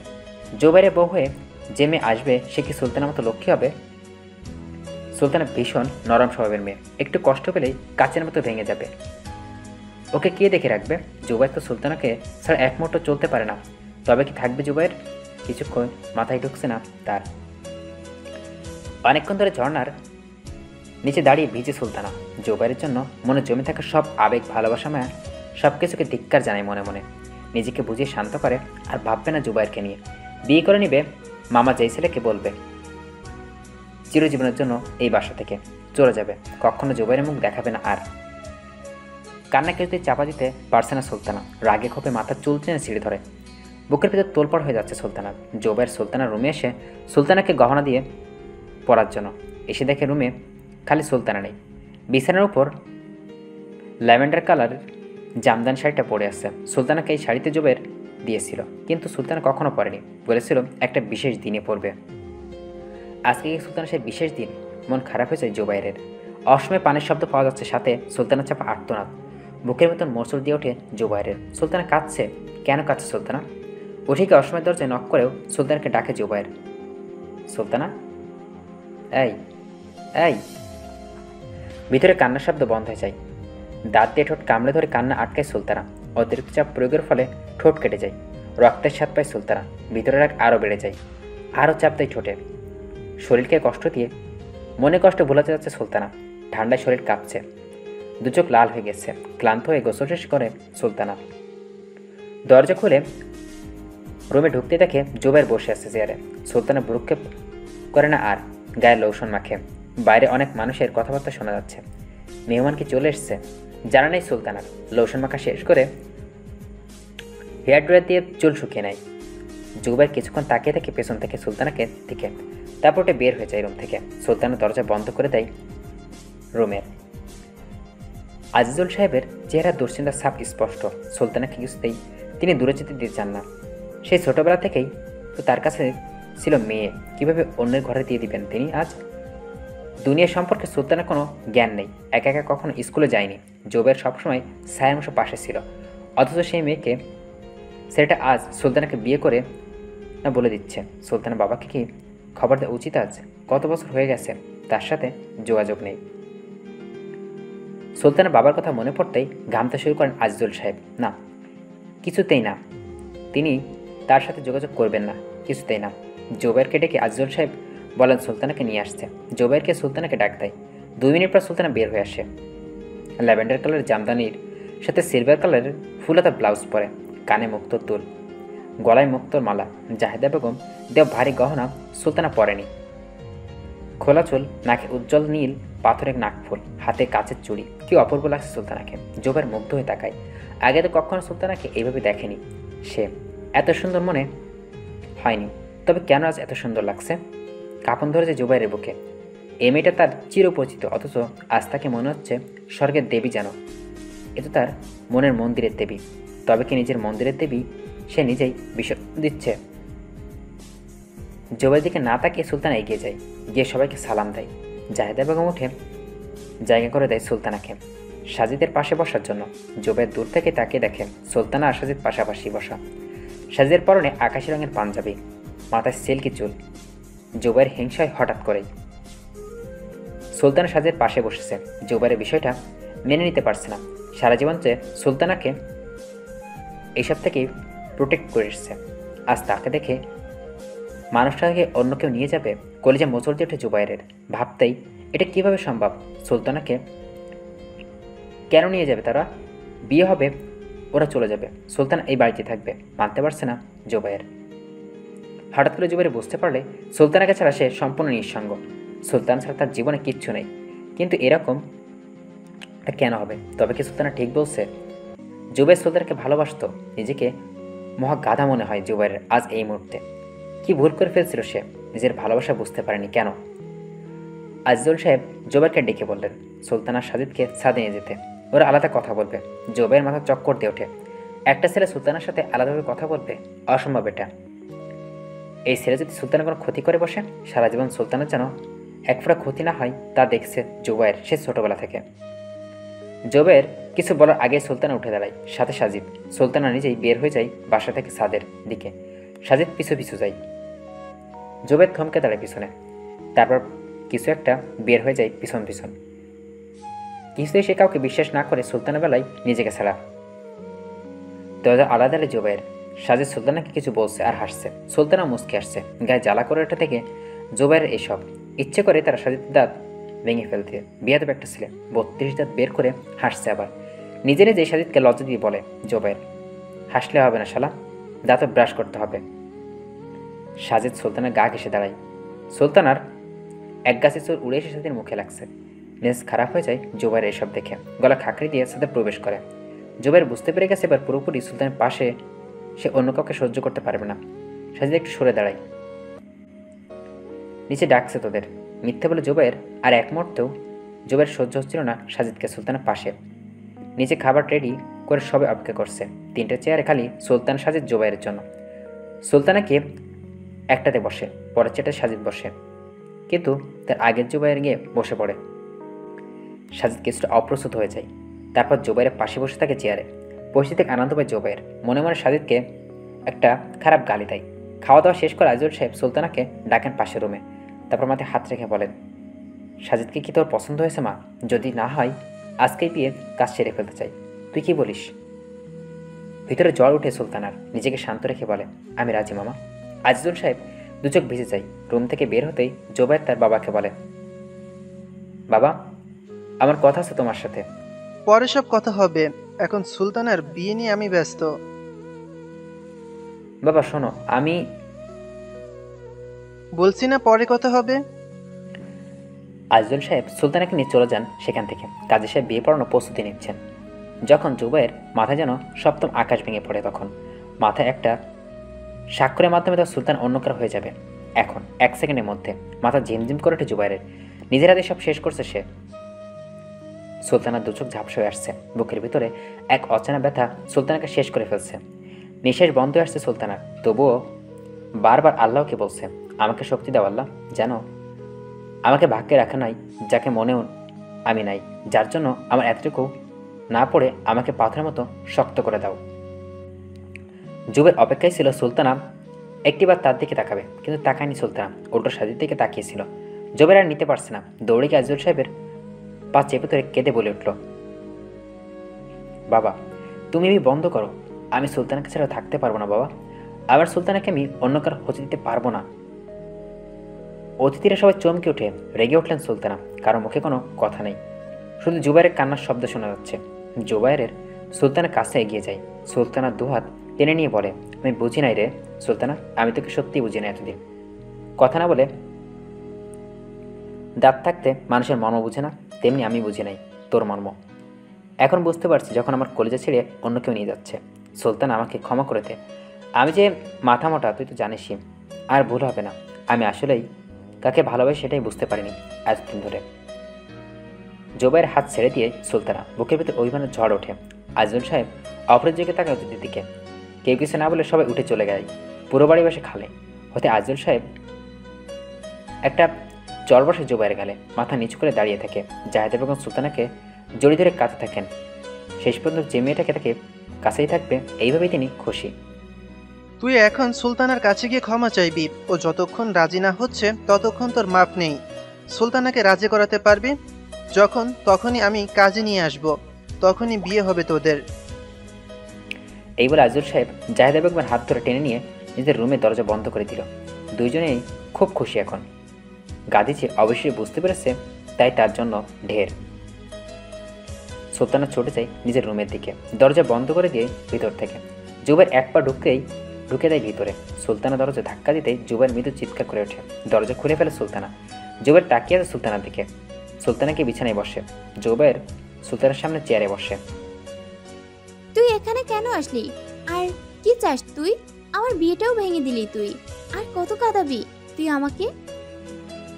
আমি ভুল করেছি তো, যার শাস্তি তুমি মেনে নিব। আমি বিয়ের পর আমি প্রতিদিন ঠান্ডা পানিতে গোসল করব, ভোরবেলা গোসল করব, ঠান্ডা পানি করব, কখনো তোর গরম পানি করতে হবে না, দুপুরে বরফ মেশানো পানিতে গোসল করব। দেখ, এই শাস্তি আমি মেনে নিয়ে এসেছি, এর চেয়ে বড় শাস্তি হতেই পারে না। এবার তো খুশি হ প্লিজ। তুই আমার রুম থেকে যা, আমি তোকে কিছুতেই বিয়ে করব না। দরকার হলে এই বাড়ি থেকে চলে যাব। হেসে ওঠে জুবাইর, তার বলে, চলে যাবি যে বলছিস, একবার রাস্তায় বের হয়ে দেখ তোর জীবনে কত কঠিন। জুবাইরকে ছাড়া সামান্য রাস্তাও তুই পার হতে পারবি না আমি হাত ধরে না নিয়ে গেলে। সময়ের সাথে সাথে মানুষ সবকিছু শিখে যায়। তোকে ছাড়া আমিও থাকতে শিখে যাব। তোকে আমার চাই না।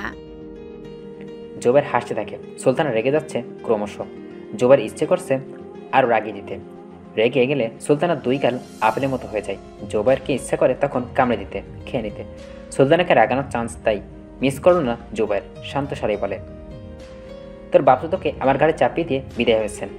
এখন তোর উচিত আমাকে বিয়ে করে আমার সেবা যত্ন করে ঋণ শোধ করার, বুঝলি? নয়তো ব্যাগ গুছিয়ে দিয়ে বের হয়ে যা। অন্যদিক হলে সুলতানা জুবাইরের মাথা ফাটিয়ে দিত এই কথা বললে, কিন্তু আজ রাখছেই না।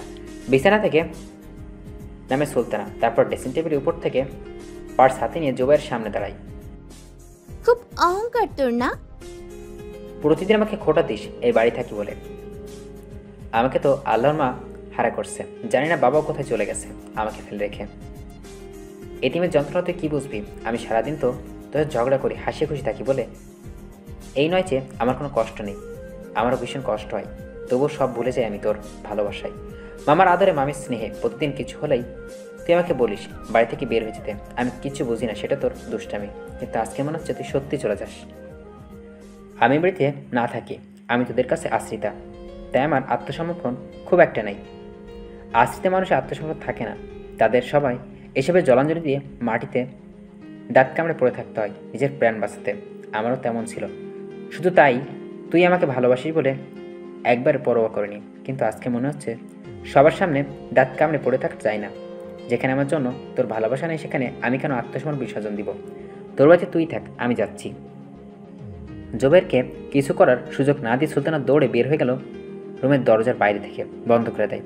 ওই মানে বুকের ভিতরে একটা পাহাড় জমেছে। জুবাইর ভালোবাসা দিয়ে সেই পাহাড় ভিজাতে পারলে চুপচাপ বের হয়ে যায় বাসা থেকে। জুবাইর চিৎকার করে ডাকছে সুলতানাকে, কেউই আসছে না এগিয়ে। আইজুল সাহেব অনেকক্ষণ ধরে জুবাইরের চিৎকার শুনছে। প্রথমে ভেবেছিল জুবাইর সুলতানের সাথে চিৎকার করছে, কিছু বলছে, কিন্তু অনেকক্ষণ ধরে চিৎকার শুনছে। রুম থেকে বের হয়ে গেলেন। সুলতানা রুমের দরজার বাইরে থেকে বন্ধ করে দিলে খুলে দিল। জুবাইরকে উদ্ভটের মতো লাগছে দেখে আইজুল সাহেব বুক কেঁপে ওঠে। ভিতরে সুলতানা নেই। তিনি জিজ্ঞেস করার আগে জুবাইর বাইরে ছুটে বলে, বাবা। সুলতান রাগ করে চলে গেছে বাসা থেকে। আমার সুলতানাকে রাস্তা পার হতে জানে না বাবা, ও কোথায় চলে গেছে? আমি কই যাবো রে খুঁজতে এখন? আইজুল সাহেব বুকের ব্যথা বেড়ে গেল হঠাৎ করে। চোখ যেন অন্ধকার দেখছে। জাহেদ এবং ছুটে গেলেন ওষুধ আনতে। কী হচ্ছে এইসব কিছুই বুঝতে পারছে না তিনি। অফিসের কাজ শেষে করে মায়ান 8টা বেজে যায়। সন্ধ্যায় কল করে মিথিলাকে বলছিল মায়ান শাড়ি পরে রেডি থাকতে, মায়ানে আসতে দেরি হবে একটু। তারপর অনেকবার মিথিলাকে কল দিয়েছে, মিথিলা কল রিসিভ করেনি। মায়ানে খুব চিন্তা হচ্ছে তাই। অফিসের বাইরে আজ একটা রিক্সাও খালি পাচ্ছে না মায়ান। মেজটা খারাপ হয়ে গেল মায়ানের। এমনি আজ দেরি হয়ে যাচ্ছে অফিসে, তার উপরে খালি রিক্সা নেই। হাঁটা শুরু করলো মায়ান। সামনের দিকে তাকিয়ে সোডিয়াম লাইটের হলুদ আলোয় চারপাশটা কেমন স্বপ্নের মতো লাগছে। সবাইকে আলোয় মুগ্ধ লাগলো মায়ানের। কিছু দূর যেতেই চোখ পড়লো মিথিলা গড়গড় করে হেঁটে আসছে, কোথাও যাচ্ছে যেন। চমকে ওঠে মায়ান, মিথিলা কোথায় যাচ্ছে ব্যস্তভাবে। ফোন বের করেনি, যেন দেখছে আবার। মায়ান মাথায় ঘুরপাক খায়। হঠাৎ করে কিছু প্রশ্ন। তবে কি এই জন্য মিথিলা মায়ানকে মেনে নিতে পারছে না? এই জন্যই সন্ধ্যা থেকে ফোন রিসিভ করছে না? মিথিলা কেমন করে চারদিকে তাকায়, যেন কাউকে খুঁজছে। আকাশ ভেঙে পড়ে মায়ানের। মায়ান মুহূর্তেই দরদর করে ঘামছে মায়ান। মিথিলা ভয়ার্থ চোখে তাকাচ্ছে চারিদিকে। মায়ান নিরাপদ দূরত্ব রেখে পিছু পিছু যাচ্ছে। একটু পরপর খেয়াল করলো মায়ান 4-5টা ছেলে মিথিলার পিছু নিয়েছে। মায়ানের বুক কেঁপে ওঠে। সামনের দিকে একটা সিএনজি আসছে। মায়ান সিএনজি দাঁড় করায়। সিএনজি ড্রাইভারকে কিছু একটা বলে মায়ান, তারপর সিএনজিতে উঠে যায়। সিএনজি ঘুরিয়ে নেয়। মিথিলা পাশ কাটিয়ে একটু সামনে গিয়ে সিএনজি থামে। মিথিলা সিএনজির পাশ কাটাতে নিতেই মায়ান ডান হাত দিয়ে মিথিলাকে সিএনজিতে তুলে নেয়। সিএনজি ছুটতে থাকে ফুল স্পিডে। মায়ান ক্রুত জিজ্ঞেস করে, কোথায় গিয়েছিলে তুমি আমাকে না বলে? আমার কল রিসিভ করোনি কেন? এরকম সেজে গুজে কার সাথে দেখা করতে গিয়েছিলে মিথিলা? মায়ানের প্রশ্নের উত্তর না দিয়ে অজ্ঞান হয়ে পড়ে যায় মিথিলা। মায়ান শক্ত করে ধরে রাখে। মায়ানের মাথায় কিছুই ঢুকছে না। মিথিলা কোথায় গেল এভাবে? পকেট থেকে ফোনটা বের করে মিথিলা বাবাকে কল দেয় মায়ান। সব শুনে মিথিলা বাবা জানাই তিনি এরকম ঢাকায় আসছেন। তারপর নিজে থেকে জিজ্ঞেস করেন নিজের মেয়েকে। বাসার সামনে এসে সিএনজি দাঁড়ায়। মায়ান ভাড়া পরিশোধ করতেই অজ্ঞান মিথিলাকে কোলে তুলে নেয়। দারোয়ান আঙ্কেলকে সাথে আসতে বলে। তারপর লিফটে উঠে যায়। ফ্ল্যাটের সামনে দাঁড়িয়ে দারোয়ান আঙ্কেলকে বলে পকেট থেকে চাবি দিয়ে দরজা খুলতে। দরজা দিয়ে দারোয়ান চাবি খুলে দিতেই চলে যায় নিচে। মায়ের মিথিলাকে নিয়ে বেডরুমে যায়। তারপর বড়সড় একটা ধাক্কা খেলো। বিছানায় আরেক মিথিলা ঘুমিয়ে আসছে। ভূত দেখার মতো চিৎকার করে ওঠে মায়ান। মায়ানকে চিৎকারে এক মিথিলা লাফিয়ে ওঠে যায় ঘুম থেকে। যাকে পায় মায়ান মিথিলা ভেবে চিনে এসছে সে অজ্ঞান হয়ে পড়ে থাকে। বিছানায় একটা মেয়েকে দেখে মিথিলা অবাক হয়ে ভীষণ। এই মেয়েকে এখানে কীভাবে এলো? তারপর মায়ানের দিকে তাকায়। মায়ান কীভাবে এলো রুমে? দরজা তো বন্ধ ছিল, চাবি তো মিথিলার কাছে। কিছুই বুঝতে না পারে মিথিলা মায়ানকে জিজ্ঞেস করে, তাই আপনি দরজা খোলেন কী করে বলুন তো? নিজেকে সামলে মায়ান জবাব দেয়, আমার কাছে এক্সট্রা চাবি আছে, তা দিয়ে। বিজ্ঞের মতো মাথা নাড়িয়ে মিথিলা যেন সব বুঝে ফেলছে। মায়ান লজ্জা পায়। যে মেয়ে এত সহজ বিষয়টা জানতে না, সেই মেয়ে কী করে না সন্দেহ করছে। কিন্তু এই মেয়েকে, এই চেহারা, একই রকম গায়ের রং, একই রকম চোখ, ঠোঁট, নাক। মিথিলা কিছুক্ষণ পর আবার জিজ্ঞেস করে, উনি কে? উনি তো দেখছি আমার মতো দেখতে। মায়ান জিজ্ঞেস করে, তোমাদের মানে কাদের?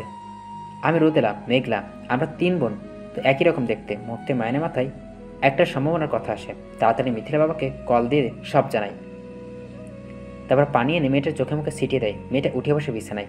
তারপর অবাক হয়ে তাকায় মিথিলা মায়ানের দিকে। কাপা কলে জিজ্ঞেস করে, তোমরা কারা? মিথিলা হেসে ওঠে বলে, আমি মিথিলা, তোমাকে দেখছি আমাদের মতো ভয় পেলে তোতলাও। তোমার নাম কি? সুলতানা। নাম শুনে মিথিলা চমকে ওঠে। তারপর সুলতানার পাশে গিয়ে বসে হাত ধরে। মায়ান জিজ্ঞেস করে, মিথিলা তুমি ওকে চেনো? মিথিলা জবাব না দিয়ে তাকিয়ে থাকে সুলতানার দিকে। মিথিলা চোখ টলমল করছে জলে। জোবের বাসা থেকে বের হয়ে যাচ্ছে, তাকে জিজ্ঞেস করছে সুলতানাকে দেখেছে কিনা। ইট পাথর এই শহরে সবাই ব্যস্ত নিজ নিজ কাজে, কারোর সময় নেই কাউকে দেখার। প্রতিনিয়ত কত প্রিয়জন নিখোঁজ হয়ে যায় এই শহরের বুক থেকে। এই শহরেই কেউ তার খবরই রাখে না, সাক্ষী থাকে না কেউ তার। জোবাইরের প্রশ্নের সদুত্তর দিতে পারল না কেউই। নিজে আজ ভীষণ পরাজিত মনে হচ্ছে জোবাইরের। নিজের হাতে নিজের ক্ষতি করছে সে। এখন কাকে দোষ দিবে সে? সুলতানা কোথায় গেছে? সুলতানা যে পরিমাণ নার্ভাস থাকে, রাস্তায় বের হলে তার পক্ষে সম্ভব না। কোথায় যাওয়া? কোনো বিপদ হয়নি তো সুলতানার? উত্তর খুঁজে না পাই জোবাইর। মাঝ রাস্তায় বসে পড়ে জোবাইর। কী করবে এখন সে? রোদ্দুরাতে থানায় গিয়ে হাজির হয়। একটা মিসিং ডায়েরি লিখে থানায় গিয়ে আর পারছে না হাঁটতে। 2 পা ভেঙে আসে জোবাইরের। হাত উঁচু করে একটা সিএনজি দাঁড় করায়। তারপর উঠে বসে সিএনজিতে ক্লান্ত হয়ে। 2 চোখ আর বাধা মানে না। হু করে কেঁদে ওঠে জোবাইর সিএনজি উঠে। সিদ্দিক ড্রাইভার সিএনজির পিছনে বসা থেকে যাত্রী কান্না শুনে অবাক হয়ে যান। আর 12 বছর ড্রাইভিং লাইফে এই প্রথম কোনো ছেলেকে কাঁদতে দেখছেন এরকম আকুল হয়ে। এই ছেলে কি তার প্রিয়জন হারিয়েছে, নাকি থানায় তার কেউ বন্দী হয়ে আছে? মৃদু স্বরে জিজ্ঞেস করে জোবাইরকে, স্যার আপনার কী হয়েছে? আদমরে একটু কন যাইব কি? জোবাইর জবাব দেয়। কান্নার বেগ বেড়ে যায়। সিদ্দিক মেয়ে জবাব না পেয়ে আপন মনে বলে, আজকে আমার কপালটা খারাপ বুঝলেন স্যার। আজ এক স্যার উঠছে আপনার আগে আমার গাড়িতে। এই স্যারের নাকি বউ কই চলে গেছিল, পরে স্যার ধরে নিয়ে গেছে। তবে স্যার আপনারটা মারা সুন্দর আসছিল। জোবের কিচ্ছু না বলে না, চুপচাপ কান্না করে যায়। বাসার সামনে এসে সিএনজি থেকে নেমে ভাড়া মিটিয়ে দেয়। তারপর ফোন থেকে সুলতান একটা ছবি বের করে সিদ্দিক মেয়েকে দেখিয়ে বলে, চাচা এই মেয়েকে যদি দেখেন কোথাও আমাকে তাহলে একটা কল দিন চাচা। সিদ্দিক মেয়ে সুলতানের ছবি দিয়ে কিছুক্ষণ তাকিয়ে থাকে। তারপর বলে, স্যার এই আপারে তো আমি কিছুক্ষণ আগে দিয়ে আসতাম। আপনার কইলাম না এক স্যারের কথা, এই আপায় তো এই স্যারের বউ। স্যার কইল। চমকাটে জুবাইর এই কথা শুনে। তারপর জিজ্ঞেস করে, কি বলেন আপনি? ও তো আমার সুলতানা। ওই মহিলা পরনে কী ছিল? একটা শাড়ি ছিল এই ধরনের বেগুনি রঙের মতো। ওই স্যার আপনারে টান দিয়ে সিএনজি তুইলা নিছে। তারপর আপার লগে অজ্ঞান হয়ে গেছে। জুবাইর ঘামতে থাকে। তারপর সিএনজি উঠে বলে, আমাকে সেই বাসার দিকে নিয়ে চলেন চাচা। সিদ্দিক মিয়া সিএনজি স্টার্ট দেয় আবার। মায়ের অসময়ে ঢুকছে সেই মুহূর্তে কলিং বেল বেজে ওঠে। মিথিলা পিফলে তাকিয়ে দেখে দারোয়ান আঙ্কেল আর তার সাথে একটা লোক দাঁড়িয়ে আছে। দরজা খুলে দেয় মিথিলা। জোবাইয়ের ভিতরে ঢুকে মিথিলাকে টান দিয়ে জিজ্ঞেস করে, তুই এখানে কেন এলি? তোর সাহস হলো কীভাবে আমাকে ছেড়ে আসার? মিথিলা ভয় চিৎকার করে ওঠে। মিথিলার চিৎকারে মায়ান বের হয়ে আসে অশ্রম থেকে। অচেনা একটা লোক মিথিলার হাত ধরে আসে দেখে এগিয়ে আসে মায়ান। তারপর মিথিলাকে টান দিয়ে নিজের পাশে নিয়ে বলে, hello mister, she is my wife. ও আমার সুলতানা, আপনার ওয়াইফ না। আপনি ওকে রাস্তা থেকে অপহরণ করে এনেছেন আপনার ওয়াইফ বলে। মায়নের মুখে হাসি ফুটে এ কথা শুনে। তারপর বলে, থ্যাংক গড আপনি এসছেন। জি, এরকম একটা মিসআন্ডারস্ট্যান্ডিং আমারও এসেছিল আপনার সুলতানাকে দেখে। ভিতরে আসুন। আপনার উনি ভিতরে আসছেন। উনি মনে হয় নার্ভাস খুব। আমার ওয়াইফ ওনাকে যেতে দিচ্ছে না আসলে। এত রাতে একটা মেয়ে এভাবে যেতে দেওয়া ঠিক হবে না মনে করে। মায়ান জুবাইরকে নিয়ে যায় ভেতরে। সুলতানাকে পিছনে এক কোণে গড়িশুটি এমনি বসে আছে। জুবাইরকে দেখে সুলতানা লাফ দিয়ে উঠে দাঁড়ায় বসা থেকে। তারপর ছুটে এসে আসছে পর জুবাইরের বুকে। কান্নায় ভেঙে পড়ে দুইজনেই। জুবাইরকে দেখে খবর পেয়ে আইজুল সাহেব আর জাহেদা বেগম ছুটে আসেন মাহিনের বাসায়। কিছুক্ষণ পরে মিথিলা বাবা শাহেদ আলী আর মিথিলা মা লাকি বেগম এসে উপস্থিত হলেন রোদেলা মেঘলাকে নিয়ে। সুলতান অবাক হয়ে তাকায় রোদেলা মেঘলা মিথিলার দিকে, আবার তাকায় শাহেদ আলীর দিকে। এত বছর পর শাহেদকে দেখে আইজুল সাহেব এগিয়ে যায় তার দিকে। আইজুল সাহেবকে সালাম করে মিথিলা বাবা মা। আইজুল সাহেব দু চোখ টলমল করে জ্বলে। তবু সুলতানার দুহাত চেপে ধরে বলেন, এত বছর ধরে তোর কাছে একটাই মিথ্যা কথা বলে এসছি মা। আমি তোকে হারাতে চাইনি, তাই সবসময় তোকে বলেছি তোর বাবা তোকে আমার কাছে ফেলে চলে গেছেন কোথাও। কিন্তু সত্যি এটাই যে তোর মা মারা যাওয়ার পর আমি তোকে নিয়ে এসেছি। নিজের বোনের শেষ অস্তিত্ব তুই, তাই তোকে আমি তোর বাবার কাছে রাখতে চাইনি। তোর বাবার ভয়ে গ্রাম থেকে শহরে চলে এসেছিলাম, যেন কখনো তোকে নিয়ে যেতে না পারে, তোকে নিজের কাছেই রাখার জন্য। তোর কাছে তোর বাবাকে খারাপ বানিয়ে রেখেছি, আমাকে ক্ষমা করে দে মা। সুলতানা তাকিয়ে আছে তার বাবার দিকে। লাকি বেগম এগিয়ে এসে সুলতানাকে জড়িয়ে ধরে। তারপর বলে, আমি তোর 3 বোন বড় করতে পেরেছি, তোকে কি বড় করতে পারতাম না মা? কেন চলে গেলি? তোর বাবা তোকে কত খুঁজছে, কত রাত কান্না করে কাটিয়েছে তোর বাবা, তুই জানিস মা? আর দূর থাকিস না মা, চলে আমাদের কাছে। সুলতানা কি করে বুঝতে পারছে না, বাবা আছে, মা আছে, বোন আছে, আজ সবে আছে তার, তবু মন চাইছে না যেতে। এগিয়ে গিয়ে জুবাইয়ের হাত ধরে সুলতানা। পরিমিষ্ট মায়নের বাসায় সুলতানা জুবাইরের বিয়ে সম্পন্ন হয়েছে। রাত এখন 3টা। মায়ন বিছানায় বসে আছে। মিথিলাও জেগে ওঠে ঘুম থেকে হঠাৎ করে। মায়নকে জিজ্ঞেস করে, কি হয়েছে আপনার? আপাতত ভাই বাসর করছে, আমারও বাসর করতে ইচ্ছে করছে। যে বাসর কিভাবে করে দেখাচ্ছে, আসো কিভাবে করে। এই বলে মায়ন মিথিলাকে জড়িয়ে ধরে খামসে ধরে মিথিলাকে মায়নকে।